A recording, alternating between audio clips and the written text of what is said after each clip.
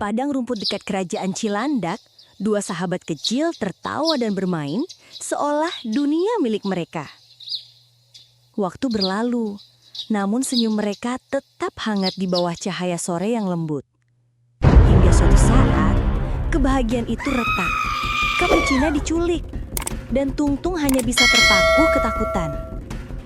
Tapi, ketakutan berubah menjadi nyala tekad. Dengan mata yang membara, ia memilih untuk bertarung.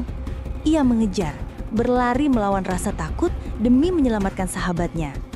Di bengkel sihir, ia bersiap, mengenakan pelindung dan menggenggam gada bercahaya. Bantu Tungtung Sahur menyelamatkan balerina Capuchina dengan like dan subscribe channel ini. Ingatannya kembali pada janji masa kecil. Mereka akan selalu bersama.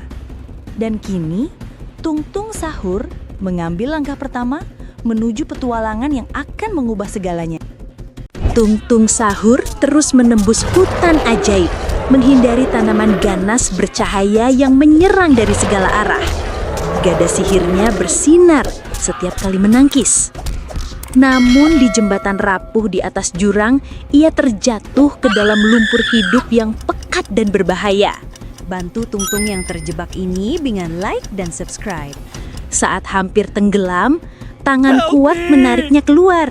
Seorang penyelamat aneh tapi ramah, Udin Dindun, sosok Yumenus jeruk berhati hangat.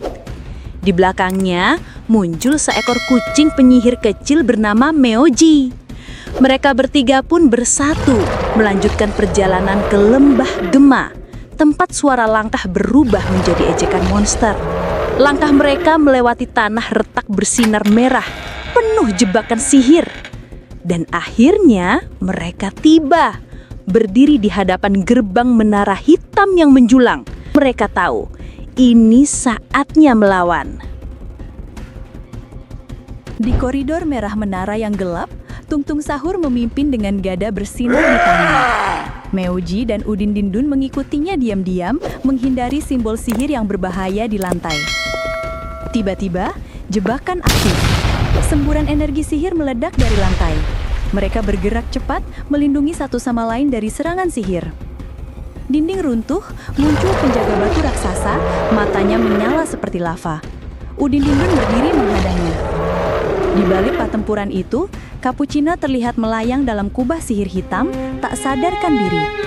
Tungtung menatapnya, matanya berkaca-kaca. Aura gelap mulai menguasai Capuchina.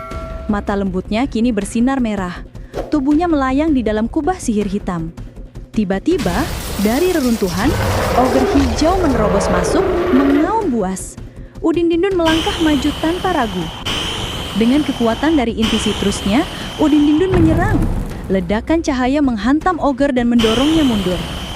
Melihat kesempatan, Tungtung Sahur berteriak dan melompat dengan gada bersinar, siap menghentikan semuanya.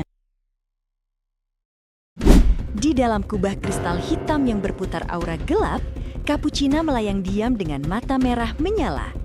Sementara Tungtung Sahur menatapnya dari luar dengan tatapan penuh cemas. Tubuh kayu Tungtung bergetar.